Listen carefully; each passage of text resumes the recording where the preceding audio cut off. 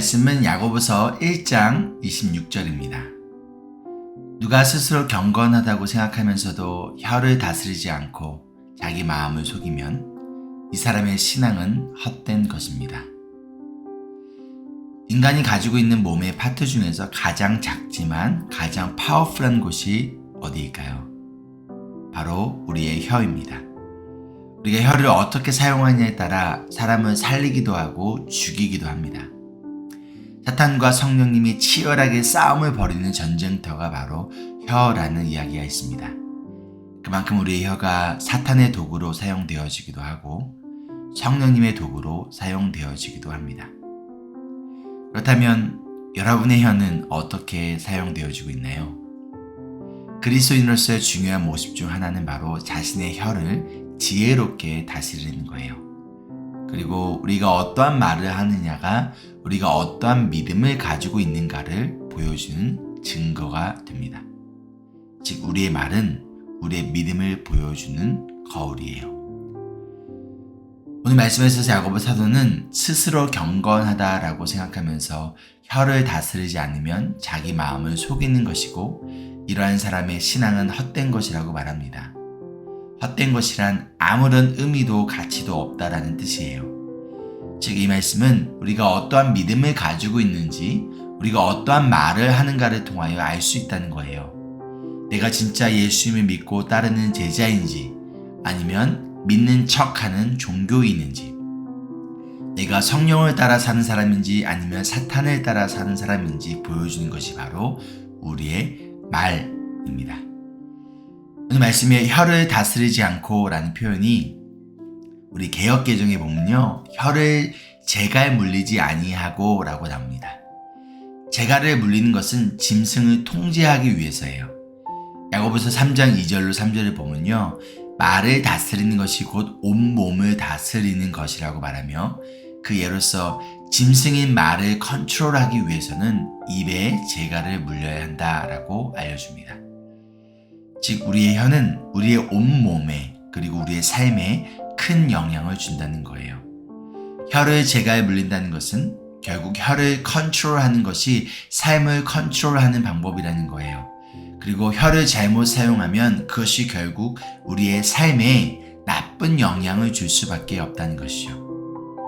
만약 여러분의 혀가 사랑을 말하고 있지 않다면 정죄와 비판을 말하고 있다면 지금 여러분의 혀가 사탄에게 재갈 물린 채 사탄의 다스림을 받고 있다라는 증거입니다. 그렇다면 여러분 어서 빠져나오세요. 사탄에게 재갈 물린 채 조종받지 마세요. 어서 예수님 앞으로 나오세요. 사탄을 이길 수 있는 방법은 예수님 앞으로 나와 예수님의 도우심을 구하는 방법뿐입니다. 그리할 때 예수님이 우리 입에 물린 사탄의 재갈을 제거시키시고 우리 입에 성령의 재갈을 물려주실 것입니다. 어린아이 신앙에서 벗어난 성숙한 그리스도인으로서 살아가기 위해서 혀를 즉 말을 잘 다스려야 합니다. 나의 말이 성숙하지 못하다면 나의 삶도 성숙할 수 없습니다. 말은 몸과 떨어져 있지 않아요. 말과 몸, 즉 우리의 삶은 함께 갑니다. 우리의 말은 우리의 삶 전체와 연결되어집니다. 결국 말을 지혜롭게 다스리지 못하면 성숙한 삶을 우리는 살아갈 수가 없습니다. 성숙한 그리스도인의 삶은 말의 성숙에 달려 있습니다. 또한 말은 우리의 마음과 연결이 되어 있어요. 1장 26절에 혀를 다스리지 않는 것은 자기 마음을 속이는 것이라고 말합니다. 지금 혀와 마음을 연결시키고 있어요. 내가 비판과 부정적인 말을 한다면 내 마음이 지금 부정적인 생각으로 가득 차 있다는 거예요. 내가 가십과 정죄의 말을 하고 있다면 내 마음이 지금 정죄의 생각으로 가득 차 있다는 거예요.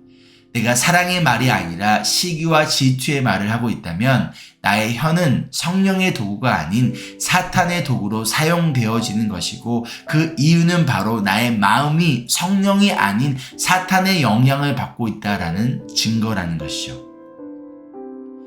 예수님께서 마태복음 15장 18절로 20절에 이렇게 말씀하십니다. 입에서 나오는 것들은 마음에서 나오는데 그것들이 사람을 더럽힌다. 마음에서 악한 생각들이 나온다.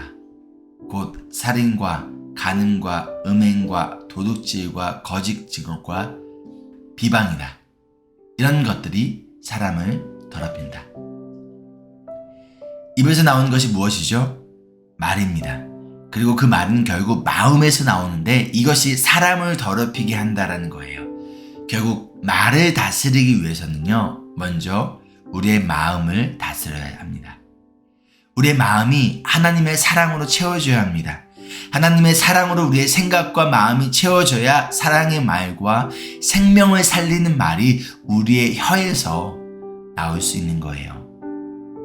지금 여러분의 말이 누군가의 영혼을 시들게 하고 있다면 그것은 바로 여러분의 마음이 지금 시들었기 때문이에요. 지금 여러분의 말이 사랑과 용서의 말을 하고 있지 못하다면 그것은 바로 여러분의 마음에 사랑이 필요하다라는 증거예요. 여러분의 마음에 넘치는 하나님의 사랑과 생명이 필요합니다. 그리고 그 사랑과 생명을 살아계신 하나님의 말씀을 온유한 마음으로 받아들일 때 우리에게 넘치도록 부어주실 줄 믿습니다. 아멘. 말의 성숙은 마음의 성숙이고 이것은 곧 삶의 성숙입니다. 성숙한 말은 생명을 살리는 사랑과 은혜의 말입니다. 성숙한 말은 공동체를 분열시키는 코로나 바이러스가 아닌 서로 사랑하고 하나로 만드는 은혜의 말입니다. 적용 질문입니다. 첫째, 최근 나의 말이 누군가의 영혼을 시들게 했나요? 아니면 그 영혼을 살렸나요?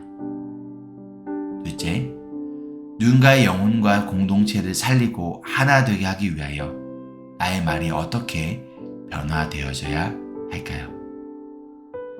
셋째, 말과 마음은 연결되어져 있습니다. 말을 다스리기 위해 마음을 다스려야 합니다. 어떻게 나의 마음을 다스려야 할까요? 함께 기도하실까요? 하나님, 나의 말이 누군가의 영혼을 시들게 하고 공동체를 분열시키는 말이 아닌 영혼을 살리고 교회를 하나 되게 하는 생명과 사랑의 말이 되기를 소망합니다. 그러기 위하여 나의 마음에 하나님의 사랑과 은혜를 가득가득 부어주시옵소서. 나의 입술에 사탄의 재갈이 아닌 성령의 재갈을 물려주시옵소서. 예수님의 이름으로 기도합니다.